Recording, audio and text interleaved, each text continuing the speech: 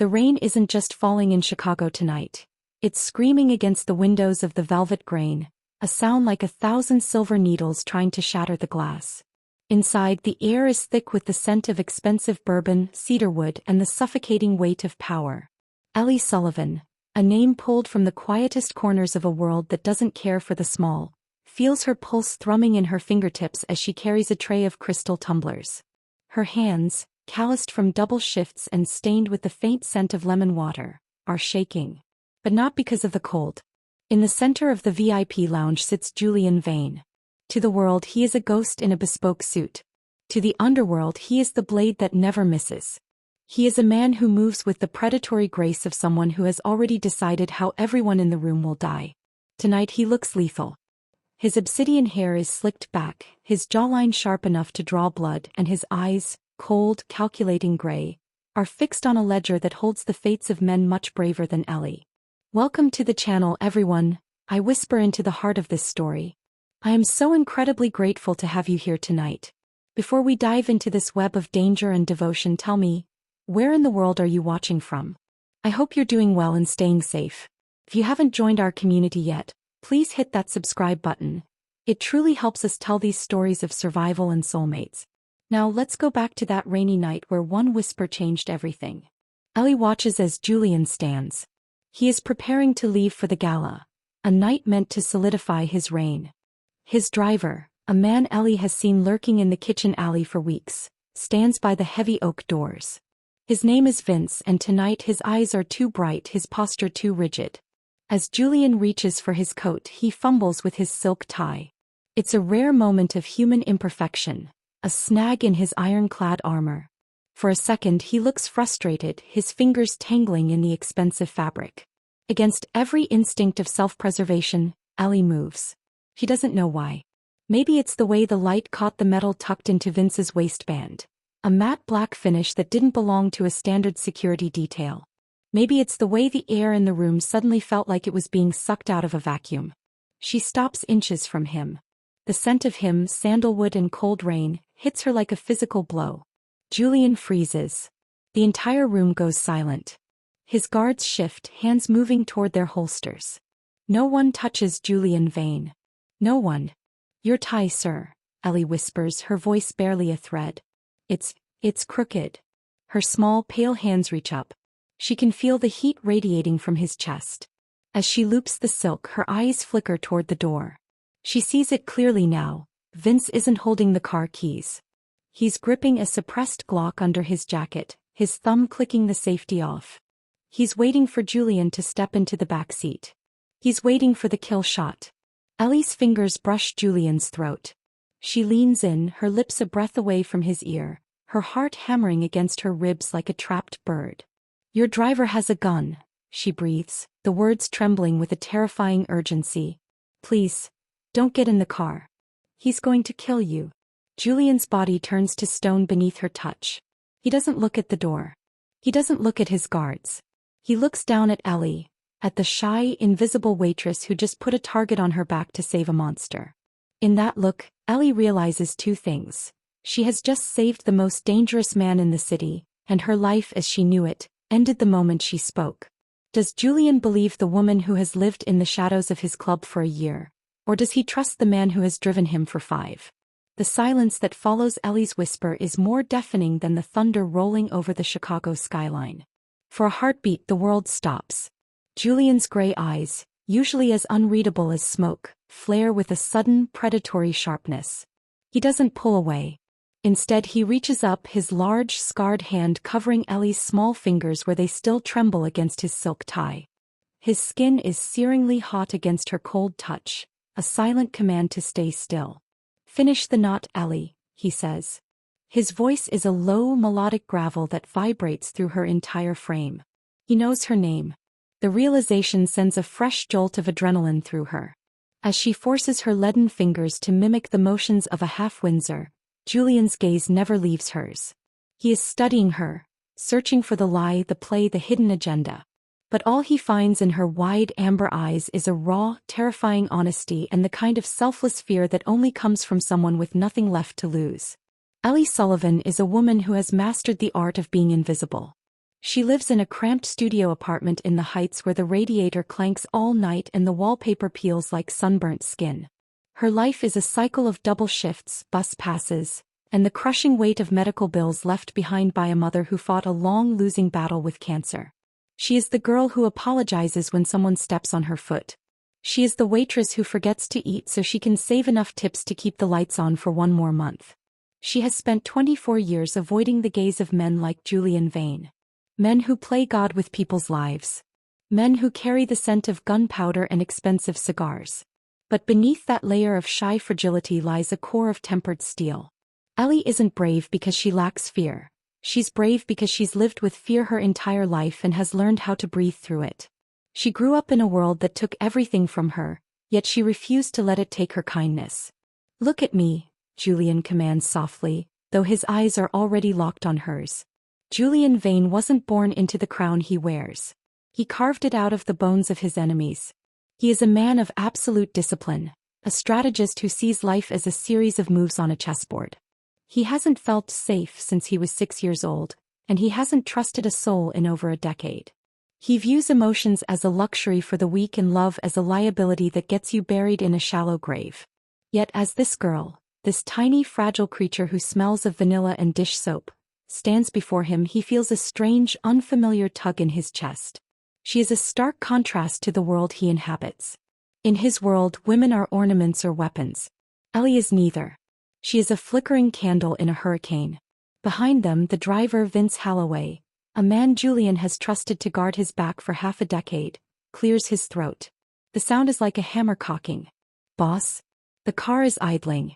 "We're going to be late for the council meeting," Vince says, his voice smooth, practiced. Ellie's hands jerk. She accidentally tightens the tie, pulling it slightly too snug against Julian's throat. Her eyes dart toward the door, where Vince stands with his hand buried deep in his charcoal overcoat. She can see the slight bulge of the suppressor. She can see the way his eyes keep flickering toward the security cameras, checking the blind spots. The house is quiet in the way powerful homes always are, heavy with silence, thick walls holding secrets. Warm light spills from the wall lamps, casting long shadows across polished wood floors and leather furniture. She is turning away when it happens. The maid barely has time to inhale before a firm grip closes around her wrist and pulls her back. Not violently but decisively, like resistance was never an option. Her body stiffens, shoulders drawing inward as fear flashes across her face. Her eyes widen, lips parting in a silent gasp. She looks small in that moment, timid and shaken, caught between obedience and panic. He doesn't raise his voice. The Italian Mafia boss stands close now, tall and immovable, his presence filling the room. His grip is steady, controlled, the tattoo along his forearm stark against her pale skin. His expression is dark and unreadable, authority sharpened by possession, restraint tightening around something dangerous. This is not anger. This is a decision. She doesn't pull away again. Her free hand trembles at her side, fingers curling into her palm as if grounding herself. She can feel the heat of him, the weight of his gaze, the reality of what this moment means settling into her chest. Fear is there, but so is confusion and something else she doesn't yet understand. Around them, the house seems to hold its breath. A door stands ajar down the hall. Somewhere deeper inside, the soft murmur of distant voices dies away. This is not a spectacle. This is private. Irreversible. When he speaks, it is low and certain. And in that instant she understands that whatever she was before, maid, servant, invisible, has just been stripped away. She has crossed into his world, claimed by a man who does not reach unless he intends to keep what he takes. Vince hesitates. For a split second the air turns electric. The driver looks at Julian, then at Ellie. He wonders if she said something. He wonders if he should just pull the trigger now. But Julian's hand is already resting on the hilt of the knife hidden in his waistband. And the two guards by the bar, Caleb and Milo, have their eyes fixed on Vince's every move. "Of course, boss," Vince says, his jaw tightening. He turns and exits the club, the heavy doors thudding shut behind him. The moment he's gone, Julian drops the mask. He grabs Ellie by the upper arms, not roughly but with an intensity that pins her in place. "How did you see it?" he demands. The reflection," she whispers, tears of pure terror finally welling in her eyes. "In the silver tray." When he adjusted his jacket, I saw the barrel. His long black. And his eyes. He didn't look like he was waiting for a boss. He looked like he was waiting for a target. Julian closes his eyes for a second, a dark, lethal smile touching his lips. He's been betrayed by his best soldier, and he's been saved by a girl who handles glassware for a living. The irony isn't lost on him. Caleb. Milo. Julian barks. The two guards are at his side in a heartbeat. Vince is a dead man. I want the car intercepted before it hits the corner. Do not kill him yet. I want to know who paid him. And the girl boss? Caleb asks, eyeing Ellie with suspicion. Julian looks at Ellie. She's pale, trembling so hard she looks like she might collapse. He has seen too much. In his world, a witness is a liability. A witness is someone you eliminate. But as he looks at her, he sees the way her small heart is thumping against her ribs. He sees the smudge of flour on her apron and the sheer, unadulterated goodness in her soul. He realizes that if he lets her walk out that door tonight, Vince's associates, the ones who were supposed to pick Julian up after the hit, will find her. They will crawl through her vents and wait in her shadows. She saved his life. And in doing so she destroyed her own. The girl stays with me, Julian says, his voice final. Sir. Ellie gasps, stepping back. I have to go home. I have a shift tomorrow. I just wanted to tell you. I don't want any trouble. Trouble found you the moment you opened your mouth, Ellie Sullivan, Julian says, stepping into her space, his shadow engulfing her. You think you can just go back to your apartment? By tomorrow morning, the people Vince works for will know exactly who whispered in my ear. They will come for you to get to me. He reaches out, tucking a stray lock of hair behind her ear. His touch is no longer cold. It's possessive. You're not a waitress anymore, Ellie. You're the woman who saved Julian Vane. And in this city that makes you the most precious, and the most hunted, person alive. Ellie feels the walls closing in. She looks at the exit, then back at the man who looks like he wants to both protect her and devour her. I don't belong in your world, she whispers.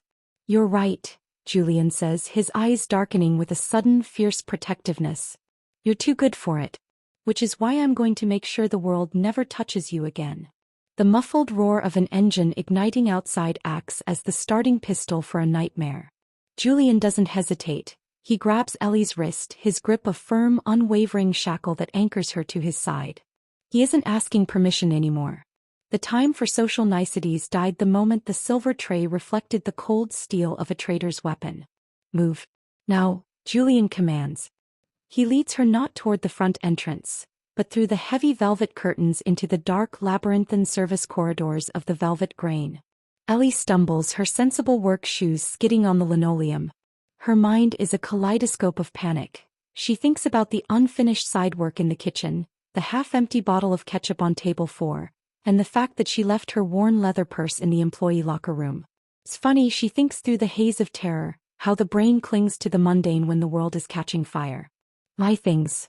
My purse is in the back, she pants, trying to keep pace with his long, predatory strides. Forget it, Julian growls, his eyes scanning the shadows of the hallway.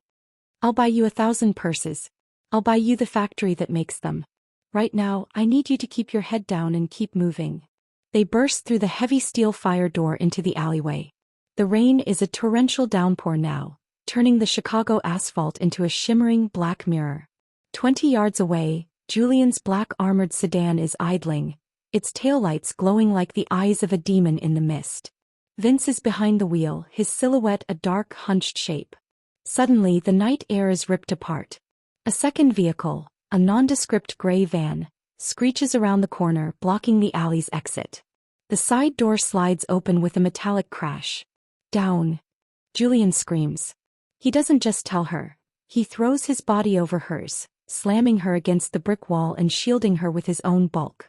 The sound of gunfire follows. Not the loud, rhythmic bangs of a movie, but the terrifying high-velocity thwip-thwip-thwip of suppressed submachine guns. Bullets chew into the brickwork inches above Julian's head, showering them in red dust and grit. Ellie screams, the sound lost in the thunder. She buries her face in the expensive wool of Julian's coat, the scent of his cologne now mixed with the ozone of discharged rounds. She feels the vibration of his chest as he pulls a sleek, silver handgun from a holster tucked beneath his arm. Caleb, Milo. Flank them. Julian roars over the chaos. From the club's side exit, Julian's loyalist guards emerge, weapons drawn. The alleyway becomes a kill zone. Muzzle flashes illuminate the rain in strobe-like bursts. Ellie watches, paralyzed, as Julian leans out from their cover, his movements precise and terrifyingly calm. He fires 3 shots. Each one finds a target. There is no hesitation in him, no flickering of the eye. He is a machine built for this exact brand of carnage. But then the betrayal shifts gears. The armored sedan, Julian's own car, suddenly lunges forward. Vince isn't fleeing, he's using the vehicle as a battering ram. He's aiming for Julian. He's aiming for them. The car. Julian, the car. Ellie shrieks, finding her voice through the terror. Julian looks up just as the 2-ton beast of steel barrels toward them. He grabs Ellie by the waist, literally lifting her off her feet, and dives behind a heavy industrial dumpster. A split second later, the sedan slams into the spot where they had been standing, the impact vibrating through the ground and sending a shower of glass and sparks into the air. The alley goes momentarily silent, save for the hiss of a ruptured radiator. Julian stands, his face a mask of cold, concentrated rage. He approaches the driver's side of the wrecked sedan. Vince is slumped over the steering wheel, dazed by the airbag. Julian reaches in, shatters the remaining glass with the butt of his gun, and drags the traitor out by his collar. "Who?" Julian asks, his voice a whisper that is somehow louder than the thunder. "Who paid you to turn your back on the family, Vince?" Vince coughs, blood blooming on his lips. He looks past Julian, his eyes landing on Ellie, who is shivering behind the dumpster, her waitress apron soaked through and clinging to her trembling frame. "It doesn't matter." Vince wheezes, a twisted smile on his face. "You're already dead, Vane. They know about the girl. They know she's your weakness now. You wouldn't have stayed for any other witness. You're soft." Julian's eyes go dark, a shade of gray that promises a slow, painful end. "I'm not soft, Vince. I'm focused." He doesn't kill him. Not yet. He tosses the man toward Caleb like he's a piece of trash. "Take him to the basement of the warehouse. Keep him alive until I get there. I want every name." Julian turns back to Ellie. She is huddled on the wet ground, her knees tucked to her chest, looking like a broken bird. The reality of the situation is crashing down on her. She just saw men die. She saw the man she's been serving coffee to for months turn into a dealer of death. He walks toward her, his footsteps heavy and deliberate. He reaches down, offering a hand. "Get up, Ellie." I can't," she whispers, her teeth chattering. "I want to go home. Please just let me go home. I won't tell anyone. I'll leave the state." Julian drops to one knee, bringing himself to her level. He reaches out and for a moment Ellie flinches. But he doesn't strike. He gently brushes a wet strand of hair from her forehead. His touch is shockingly warm, a tether to reality in a world that has just gone mad. "Listen to me," he says, his voice losing its jagged edge. "There is no home for you tonight. My enemies saw you. They saw me protect you. In their eyes, you aren't a waitress anymore. You are a leverage point. If I let you go to that apartment, you will be dead or worse before the sun comes up." "Why do you care?" she cries, the tears finally flowing. "I'm nobody. You're a king and I'm just a girl who gets your order wrong sometimes." Julian's jaw tightens. He looks at her. Really looks at her. And for the first time in his life, the cold logic of the Mafia boss is overridden by a fierce, primal instinct he doesn't understand. "Because," he says, his voice thick with an intensity that makes her heart skip a beat, "you saw the knife at my throat and you chose to scream. No one has ever done that for me, Ellie. No one. You're under my protection now. Whether you like it or not." He stands and pulls her up with him. He doesn't wait for her to agree. He leads her toward a backup SUV that has just pulled into the alley. As he holds the door open for her, a final realization hits Ellie. The inciting incident wasn't just the assassination attempt. It wasn't the gunshots or the car crash. It was the moment she looked into Julian Vane's eyes and realized that the most dangerous man in Chicago didn't see her as a witness. He saw her as his. "Please," she whispers as she slides into the leather interior, the scent of expensive leather and Julian's sandalwood surrounding her. "Don't make me regret saving you." Julian looks at her, the door still in his hand, the rain dripping off the brim of his nose. The only thing you'll regret, Ellie Sullivan, is that you didn't meet me in a different life. He slams the door, locking her inside his world. The SUV glides through the rain-slicked streets of Chicago like a predatory shark cutting through dark water. Inside, the silence is a physical weight, broken only by the rhythmic hum of the tires and the soft clicking of the heater. Ellie sits as far away from Julian as the leather bench allows, pressed against the door, her eyes wide and fixed on the blurred neon lights of the city passing by. She still wears her coffee-stained apron, a stark, humble contrast to the interior of a vehicle that probably costs more than the apartment building she's lived in for 5 years. Julian isn't looking at her. He is on his phone, his voice a low, lethal hum as he barks orders to his lieutenants. Lock down the North Side docks. If a single Moretti soldier breathes in our territory, I want to know about it. And get the doctor to the lakefront estate. We have a guest. A guest. The word feels like a gilded cage. I'm not a guest, Ellie says, her voice cracking the silence. It's small, but it's there. Julian stops mid-sentence, his gray eyes pivoting toward her. He clicks the phone off and slides it into his pocket. You're right, he murmurs, his gaze traveling over her shivering form. You're a priority. I have a life, Julian, she says, using his name for the first time, a bold move that makes his eyebrows twitch in surprise. I have a cat, Machi, who hasn't been fed. I have a landlord who will evict me if I'm a day late on rent. I have a world that doesn't involve guns and alleyways.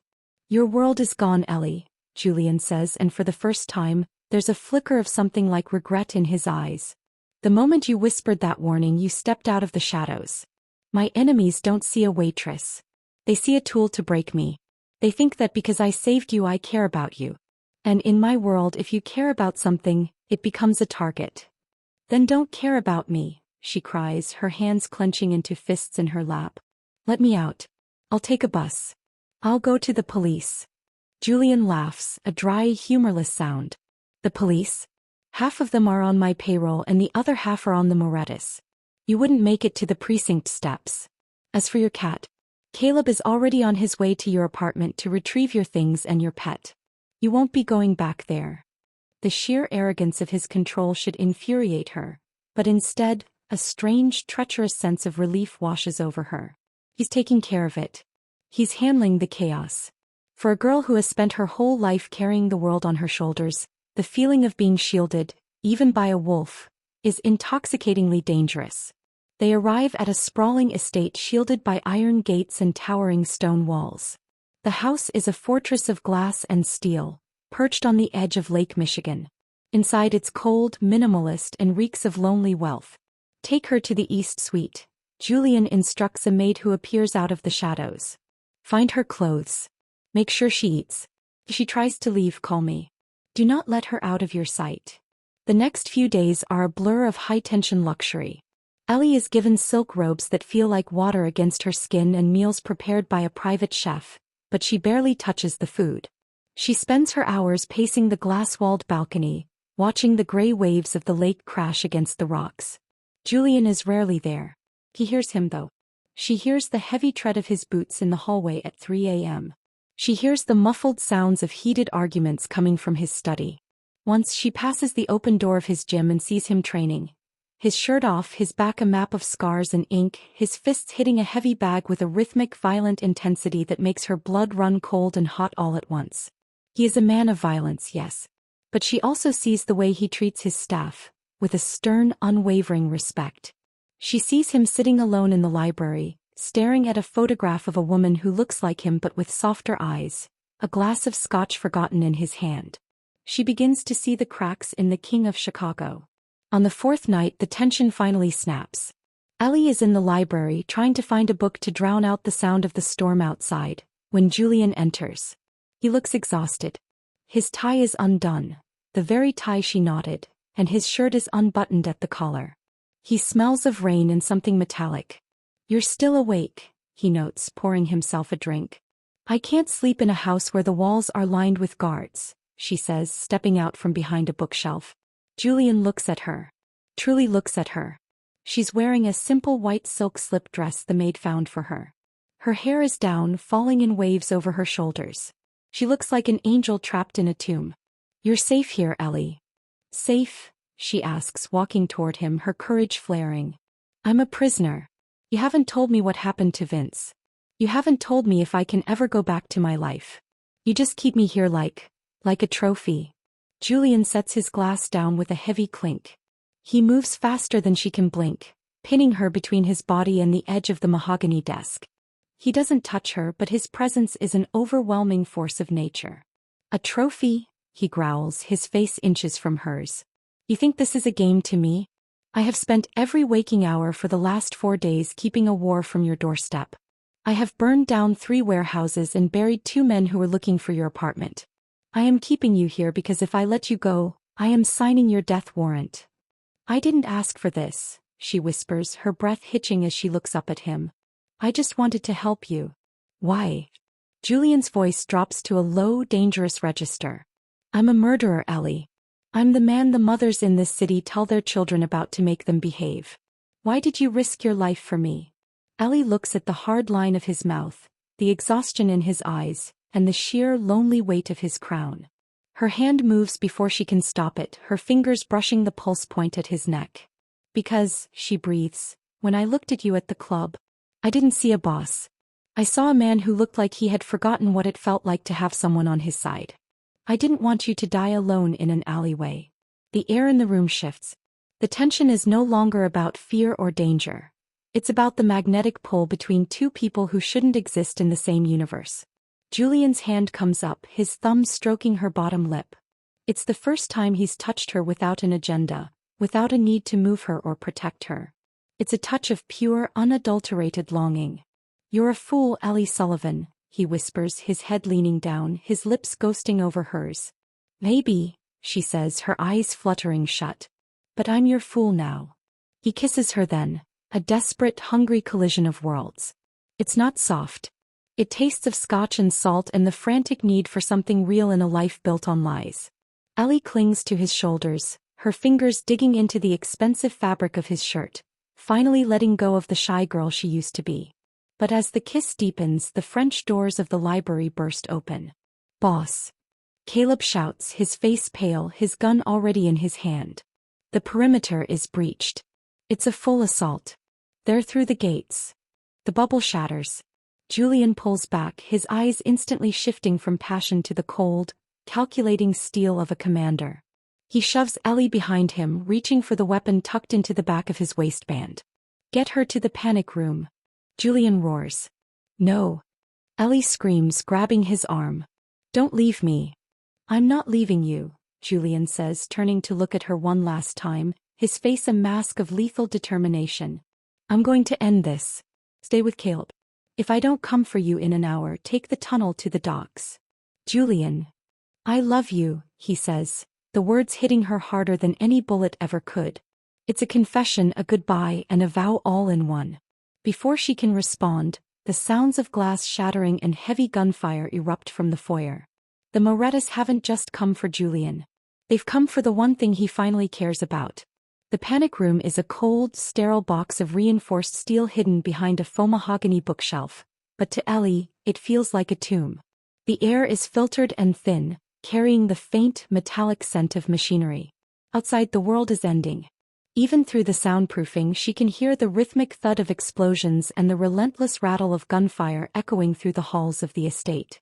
Caleb stands by the monitor bank, his eyes darting between the flickering black and white security feeds.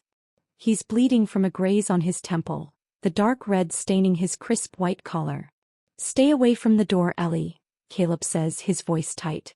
Julian is holding the main staircase. He's a goddamn lion tonight. Ellie doesn't stay away. She hovers near the screens, her heart feeling like it's being squeezed by a cold hand. She sees Julian on the monitor, a blurred figure of lethal motion. He's discarded his jacket, his white shirt soaked with sweat and someone else's blood. He moves with a terrifying, calculated precision, a man who has finally found a reason to be the monster the world thinks he is. Every time a shadow moves on the screen, he silences it. He is protecting the door to this room with every fiber of his being. Why are they doing this?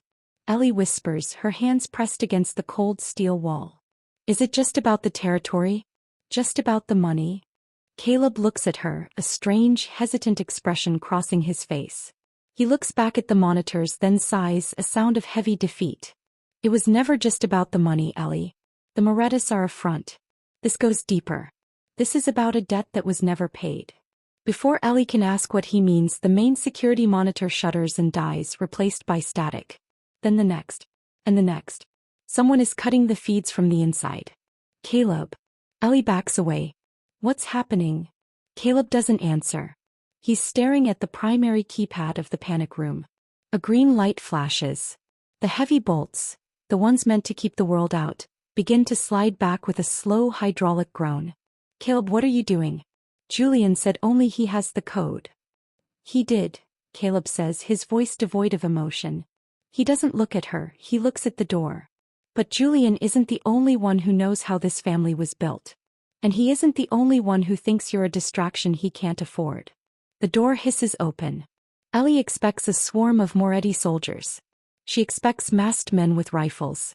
Instead, a single figure steps into the light. It's a woman.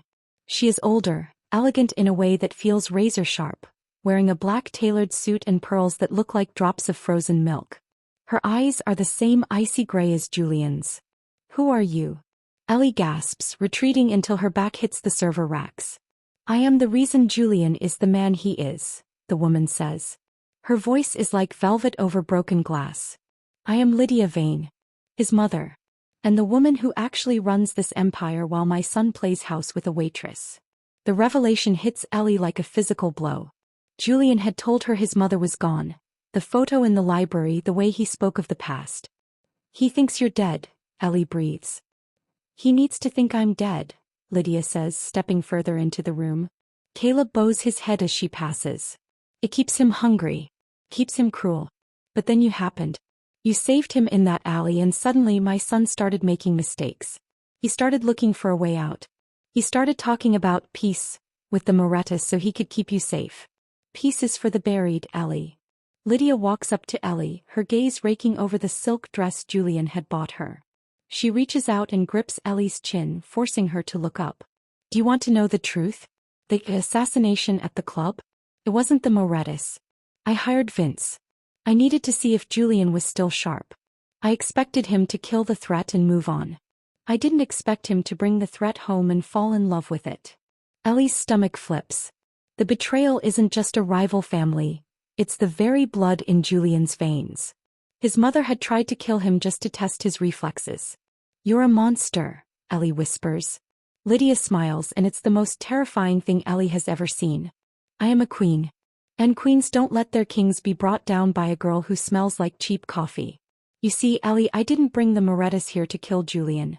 I brought them here to kill you. And once you're gone, Julian will burn this city to the ground in his grief. He'll become the devil I need him to be. He'll find out, Ellie says, her voice gaining strength. He'll know it was you.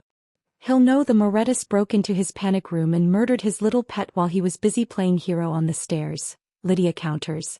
He turns to Caleb. Do it. Make it look like a struggle. Caleb draws his silenced pistol. His hand is shaking just a fraction, but he raises the weapon. He's been Lydia's sleeper agent for years, the shadow behind Julian's shadow. I'm sorry, Ellie, Caleb mutters. It's just business. No, a voice booms from the doorway. It's not a loud voice, but it carries the weight of a death sentence. Julian stands there, framed by the smoke and the flickering emergency lights of the hallway.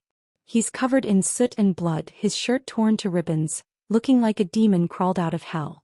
In his hand is a heavy shotgun, the barrel still warm. He isn't looking at Caleb. He's looking at his mother.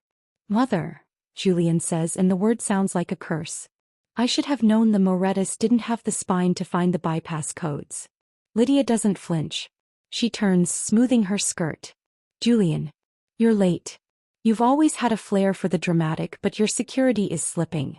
I walked right in. You walked into your grave, Julian says. He steps into the room, his eyes flickering to Ellie. For a second, the lethal mask cracks, and she sees the agonizing pain of a man who has just realized his entire life was a lie orchestrated by the woman who gave him birth. Drop the gun, Caleb, Julian commands. Caleb is caught in the middle. The woman who built the empire versus the man who currently rules it.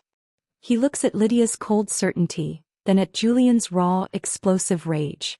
Julian, she said it was for the good of the family. Caleb starts. Bang. Julian doesn't wait for the explanation.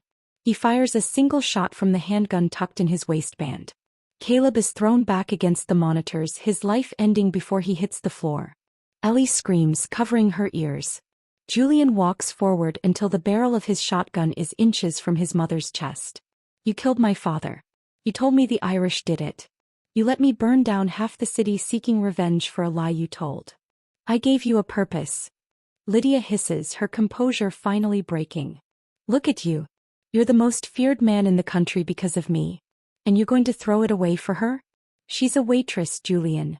She's a nobody. She's the only person who ever looked at me and didn't see a paycheck or a target, Julian says, his voice breaking with a suppressed sob. She's the only thing in my life that isn't stained by you. He doesn't pull the trigger. Not yet. He looks at Ellie, his eyes pleading for a forgiveness he doesn't think he deserves.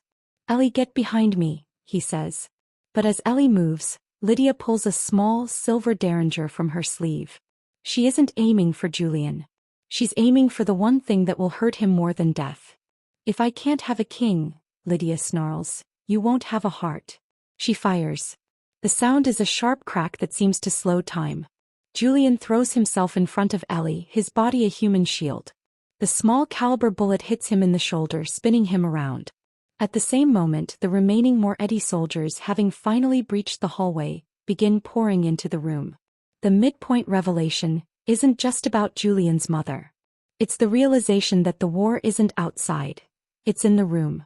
And as Julian falls to one knee, clutching his shoulder, Ellie realizes that the shy waitress is gone. She grabs Caleb's fallen pistol. She doesn't know how to use it. She's never even held a weapon. But as the first Moretti soldier rounds the corner, she doesn't hide. She stands over the bleeding man who saved her, her finger finding the trigger. Get away from him, she screams. The world explodes into chaos. The betrayal is total. The king is down.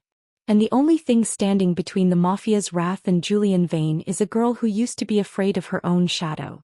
The smell of ozone and copper fills the cramped confines of the panic room as the world descends into a jagged, fractured nightmare. Julian is on his knees, his breath coming in ragged, wet hitches. The bullet from his mother's derringer has lodged deep near his collarbone, and the white silk of his shirt is rapidly being overtaken by a terrifying, spreading crimson. Ellie, get out, the tunnel. Julian gasps, his hand clawing at the floor as he tries to force himself up. But his body, usually a temple of disciplined strength, is failing him. Lydia Vane stands in the corner of the room, her face a mask of aristocratic coldness as she watches her son bleed. She doesn't look like a mother. She looks like a spectator at a gladiator match who is disappointed in the favorite's performance. You were always too sentimental, Julian, she says, her voice echoing over the heavy boots of the Moretti soldiers filling the hallway. You chose a candle over the sun. Now you'll both burn. The Moretti lead enforcer, a man known only as the Butcher, steps into the room. He's a mountain of a man with a scarred throat and eyes that have seen the bottom of too many graves. He ignores Ellie, seeing her only as a nuisance, and levels his rifle at Julian's head. Wait! Ellie screams. She is holding Caleb's pistol with both hands, her arms shaking so violently the barrel is tracing erratic circles in the air. Her heart is hammering against her ribs, a frantic, desperate rhythm. She has never felt more small, more out of her depth. She is a girl who lived by the rules of polite society, of please and thank you, of avoiding eye contact on the subway. Now she is standing in a room of corpses, facing down a firing squad. Move, little girl, the Butcher growls, his voice a low vibration. This is business. You're just a witness we haven't gotten around to yet. If you kill him, you'll never find the offshore keys. Ellie lies, the words tumbling out of her mouth before she can think. She remembers Julian mentioning ledgers and keys during his late-night calls. He's the only one who has the biometric codes. You kill him now and the Vane Empire's wealth dies with him. You'll have the territory, but you'll have no way to pay your soldiers. The Butcher pauses. He glances at Lydia. It's a moment of hesitation, a sliver of hope in the darkness. But Lydia narrows her eyes. She's lying, Lydia says. Kill them both. I have the secondary codes. No you don't, Julian wheezes, a ghost of a defiant smile on his bloody lips. I changed them, the day I met her. I knew I couldn't trust the old world anymore. The butcher's face twists in frustration. He steps forward and delivers a brutal kick to Julian's ribs. Julian collapses, a pained groan escaping him. Stop it. Ellie lunges forward, not to shoot but to shield him. She throws her body over Julian's, her small frame barely covering his massive shoulders. The scent of him, now iron and sweat, fills her senses. Kill me first, she whispers, her eyes locked on the butcher. But if you touch him again, I swear I'll pull this trigger and I won't stop until the clip is empty. The butcher laughs, a dry, rasping sound. He reaches down and grabs Ellie by the hair, wrenching her away from Julian with a strength that makes her scream. He throws her against the wall, the impact knocking the wind out of her lungs. The pistol clatters across the floor, sliding out of reach. Check him for the physical keys, the butcher orders his men. As the soldiers swarm Julian, dragging him toward the center of the room, a series of muffled booms shake the entire estate. The ceiling of the panic room sifts dust onto them. What was that? Lydia demands, her composure finally flickering. The police, one of the soldiers asks, looking toward the door. No, Julian whispers, his head lolling back. Something worse. Suddenly the lights in the panic room don't just flicker, they die. Total, absolute darkness engulfs them. In the silence that follows, the only sound is the heavy breathing of terrified men. Then a voice comes over the panic room's emergency intercom. It isn't a human voice. It's a distorted, digital snarl. Breach protocol initiated. Gas deployment in 5, 4. The fail-safe, Lydia gasps, her voice high with sudden terror. Julian, you fool. You'll kill us all. If I go to hell, Julian says into the dark, his voice sounding distant and ethereal, I'm taking the whole family with me. A hissing sound fills the room, the sound of pressurized gas escaping the vents. Panic erupts. The Moretti soldiers, hardened killers, turn into cornered rats. They scramble for the door, but the electronic locks have been overridden. They are trapped in a steel box with a dying king and the woman who loved him. Ellie crawls through the dark, her hands searching the floor until she finds Julian. He is cold. So cold. She pulls his head into her lap, her tears falling onto his face. Julian, stay with me, she sobs. Please. You said you'd protect me.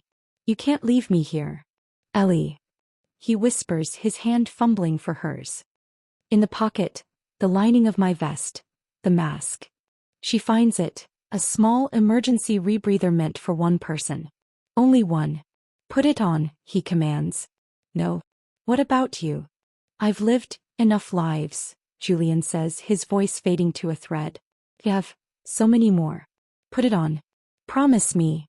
I won't. I won't leave you. The gas is making her head light. Her vision is swimming. Around them the soldiers are coughing, their bodies hitting the floor one by one. Lydia is screaming, a raw, ugly sound of a woman who realized she built a throne on sand. Ellie looks at the man she saved in an alleyway, the man who showed her a terrifying, beautiful world, and the man who is now giving his last breath so she can have hers. This is the darkest hour. There is no help coming. The air is poison, the room is a tomb, and the love of her life is slipping away in the dark. I love you, she whispers, pressing the mask not to her own face but to his. She holds it there, forcing the oxygen into his lungs even as her own chest begins to burn, even as the world starts to fade into a silent, black abyss. She feels his hand squeeze hers one last time before her eyes close. The last thing she sees is the silhouette of the butcher falling, the giant finally brought low by an invisible enemy. Everything goes silent.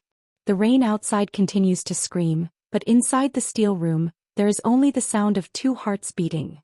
One slow and fading, the other desperate and defiant. The darkness isn't just a lack of light. It's a heavy, suffocating shroud that tastes of copper and bitter almonds. Ellie's lungs feel like they are being filled with shards of hot glass. Every instinct in her body is screaming for her to drop the mask, to claw at the steel door, to fight for a single breath of clean air. But she doesn't. She keeps her palms pressed firmly over Julian's mouth and nose, holding the small rebreather in place. She is fading. The edges of her consciousness are fraying like old lace. I'm sorry, Machi, she thinks inanely. I'm sorry I didn't come home. But just as her grip begins to slacken, just as the darkness threatens to swallow her whole, the heavy steel door of the panic room doesn't just open. It is obliterated. A deafening explosion of white light and sound rocks the room. The door is blown inward by a precision thermal charge, sending a shockwave that clears the lingering gas in a sudden violent rush of air. Figures in tactical gear, moving with the silent efficiency of ghosts, swarm through the smoke. They aren't more Eddie soldiers. They aren't the police. Clear. Clear. Target Alpha is down. Secure the girl. Ellie feels strong hands lifting her away from Julian. She fights them, her weak fingers scratching at the tactical vests. No. Julian. Save him. Easy, Miss Sullivan, a voice says, a familiar, gravelly tone. We've got him. We've got you. Through the haze, Ellie sees a man she recognizes. It's Clara Sterling, the head of Julian's secondary security tier. The ones Julian had stationed in the shadows, to watch over Ellie's apartment. He hadn't just protected her. He had created a redundant loyalty loop that even his mother didn't know about. The boss has a heartbeat, someone yells. Get the Narcan and the oxygen. Move. The turning point begins not with a roar, but with the frantic rhythmic sound of a portable defibrillator. Ellie is pushed into the hallway, a plastic mask over her face, gasping in the sweet cold air of the estate. She watches, blurred and trembling, as they wheel Julian out on a gurney. He is pale, his shirt a map of gore, but his chest is moving. He is alive. But the physical rescue is only half the battle. As Ellie sits on the floor of the marble hallway, her strength returning in jagged bursts, she sees Lydia Vane being led out in handcuffs. The Queen looks diminished, her expensive suit torn, her face a mask of pure, unadulterated hatred. Lydia stops in front of Ellie. The guards try to pull her away, but she digs her heels in. You think you won? Lydia spits, her voice a venomous hiss. He's a Vane. He will wake up and realize that you are the reason his empire is in ashes. He will hate you for the weakness you brought out in him. Ellie stands up. Her legs are shaky, her silk dress is ruined, and she is covered in the soot of a war she never asked for. But she doesn't look away. She doesn't apologize. She steps into Lydia's space, the shy waitress finally finding the iron in her soul. He didn't lose his empire tonight, Ellie says, her voice steady and resonant. He lost a parasite. You weren't his strength, Lydia. You were his cage. And if he hates me for breaking it, then at least he'll be a free man when he does. Lydia is dragged away, screaming obscenities that are lost in the sirens outside. Clara Sterling approaches Ellie, handing her a warm blanket. He's being taken to a private clinic in the north side. It's a fortress. He's going into surgery. I'm going with him, Ellie says. It's not a request. Miss Sullivan, you need medical attention yourself. You've inhaled. I don't care, Ellie interrupts, her eyes burning with a fierce new light. He didn't get in that car because of me. He didn't die in that room because of me. I am the only thing he has left that isn't a lie, and I am not leaving his side.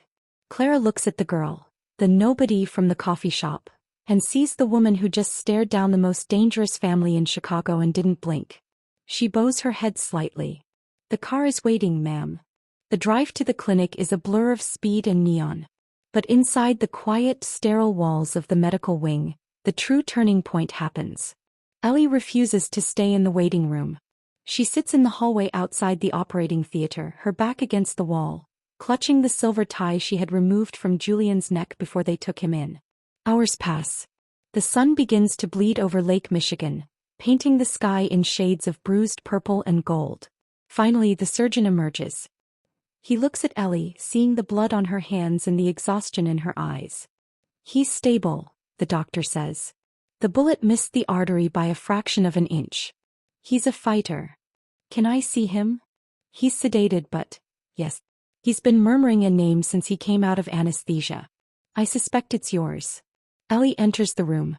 The rhythmic beep beep beep of the heart monitor is the most beautiful music she has ever heard.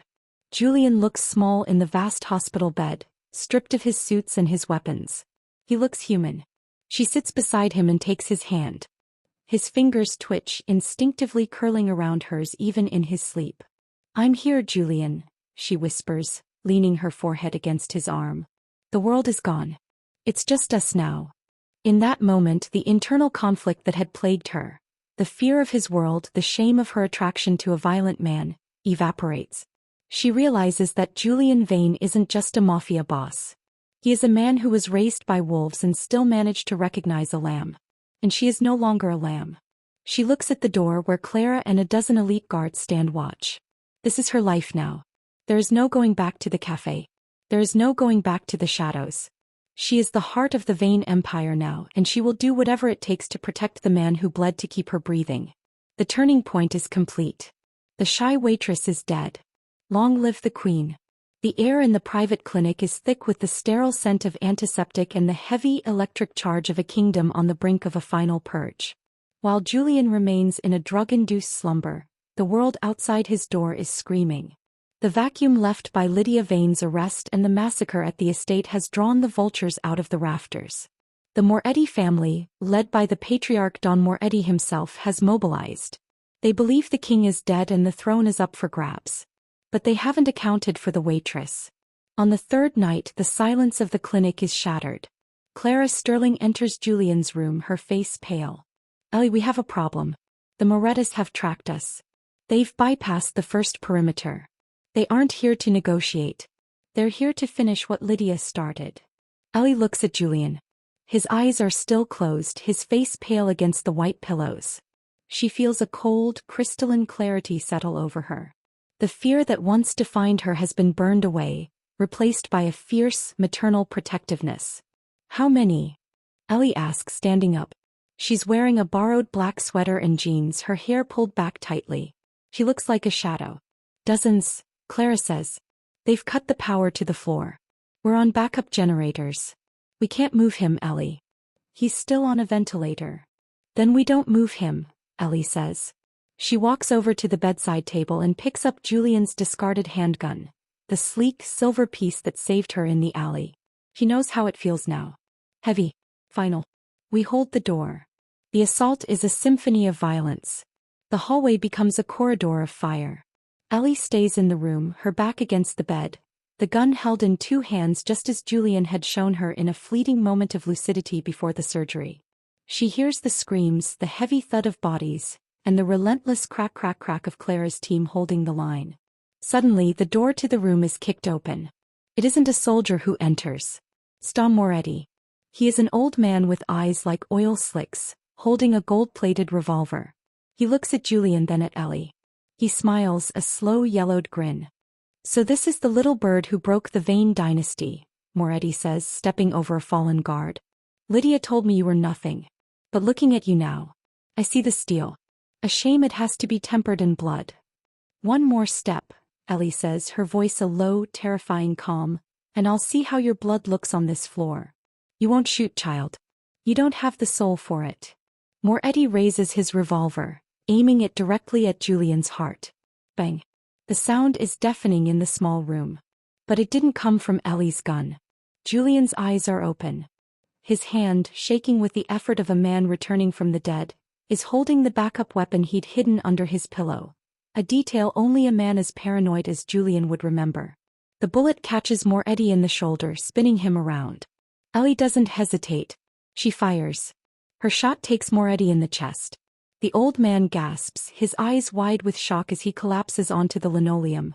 The butcher of Chicago dies at the hands of a woman who spent her life pouring coffee for men like him. The silence that follows is absolute. The hallway sounds have faded. Clara's team has neutralized the remaining attackers. Julian drops the gun, his breath coming in shallow, painful gasps. He looks at Ellie, his gray eyes searching hers. He sees the smoke from her barrel. He sees the blood on her face. And then he sees the love, unyielding and absolute. You did it, he whispers, his voice a ghost of its former self. I protected what's mine, she says, rushing to his side, throwing the gun aside to gather his hands in hers. Ellie, with the ledger. In the car. Julian wheezes, a sudden urgency in his eyes. The bottom of the glove box. There's a flash drive. I don't care about the money, Julian. It's not money, he says, a strange, beautiful smile touching his lips. It's the names. Every judge. Every cop. Every politician Lydia bought. And the proof that my father's death was ordered by the Morettus and the Irish, together. They played us, Ellie. They played us all for 20 years. The ultimate twist. The war that had consumed Julian's life, the violence that had forged him, was a manufactured lie. His mother hadn't just allowed it. She had orchestrated the triple cross to consolidate her own power. I have it, Clara says, appearing in the doorway holding the drive. And I've already sent it to the one federal prosecutor who isn't on the payroll. By morning, the Vane Empire and the Moretti family won't exist. There will be no king. No queen. Julian looks at Ellie, the weight of 1,000 sins finally lifting from his shoulders. He isn't a mob boss anymore. He's just a man. A man with a chance. The world is going to burn, isn't it? Ellie asks, stroking his hair. Let it, Julian says, closing his eyes as he pulls her closer. I've had enough of the fire. I just want the light. The resolution is a cleansing flame. The villains are dead or in chains. The secrets are out. And in the middle of the wreckage, two people who were never meant to survive find themselves standing in the dawn of a brand new world. 6 months later, the salt air of the Mediterranean carries no scent of gunpowder or city smog. It is clean, sharp, and smells of wild rosemary and the coming summer. On a secluded terrace overlooking the turquoise expanse of the Amalfi Coast, a woman sits at a small wrought iron table. She is no longer wearing a stained apron or sensible work shoes. Today she is draped in a dress of soft amber silk that catches the golden Italian sun. Ellie Sullivan looks at the book in her lap, but her eyes keep drifting to the man standing by the stone railing. Julian Vane, or the man once known by that name, looks nothing like the ghost who haunted the rain-slicked streets of Chicago. His hair has grown a little longer, softened by the wind. The sharp, lethal edge of his jaw remains, but the tension that once held his shoulders in a permanent state of war has finally dissolved. He wears a simple linen shirt, the top buttons open to reveal the faint, silver scar near his collarbone, a permanent reminder of the night his world ended and his life began. The Vane Empire is a memory now, a dark chapter in a history book. Following the exposure of the ledger, the resulting legal firestorm dismantled the criminal infrastructure of Chicago from the inside out. Lydia Vane is serving a life sentence in a maximum security facility, her crown replaced by iron bars. The Morettus are gone. And Julian did what no one thought possible. He walked away. He used the remnants of his untainted personal fortune to vanish, taking the only person who mattered with him. The gardener says the lemon trees are finally starting to bloom, Julian says, turning to face her. His voice is still a low, melodic gravel, but now it holds a warmth that makes Ellie's heart skip a beat, even after all this time. I know, Ellie smiles, standing up and walking toward him. I could smell them this morning. It's a lot better than the smell of deep fryers and floor wax, isn't it? Julian reaches out, his hand finding the small of her back and drawing her into his space. He looks at her with a reverence that borders on the holy. To the world he was a monster. To her he is a man who learned that the greatest power isn't in a gun, but in the courage to be vulnerable. You saved me more than once that night, Ellie, he whispers, leaning his forehead against hers. In that alley in the panic room, and every day since then. I just adjusted your tie, Julian, she teases, her fingers reaching up to toy with his collar. The rest was all you. No, he says, his gaze darkening with an intense, quiet passion. You didn't just fix a tie. You saw the man underneath the armor and decided he was worth saving. You gave me a reason to want to see the sun come up. He reaches into his pocket and pulls out a small velvet box. There are no bodyguards watching. There are no cameras, no hidden threats, and no shadows. There is only the sound of the waves and the heartbeat of the woman he loves. He opens the box to reveal a ring, not a flashy mob-style diamond, but a simple antique gold band set with a single brilliant sapphire, the color of the deep water below them. Ellie Sullivan, he says, his voice thick with emotion. I spent my whole life building walls so no one could touch me. You walked right through them. I don't have a kingdom to give you anymore. I only have a name that isn't stained and a heart that belongs entirely to you. Will you stay with me? Forever. Tears prick at Ellie's eyes, not tears of terror, but of a fulfillment she never dared to dream of when she was counting nickels in a cramped Chicago apartment. I'm not going anywhere, she whispers, sliding her hand into his. I promised you in that room, remember? It's just us now. As he slides the ring onto her finger and pulls her into a deep, lingering kiss, the camera pans out over the cliffs. The shy waitress and the mafia boss have disappeared, replaced by two souls who found their mercy in the middle of a massacre. The world will always have its darkness, but on this terrace there is only light. What an incredible journey. Thank you so much for following this story of danger, devotion, and redemption. If you enjoyed this emotional ride, please leave a comment below telling me your favorite part. Was it the alleyway warning or the final stand in the clinic? And if you haven't yet, please subscribe to the channel so you never miss a story like this. Your support means the world to me.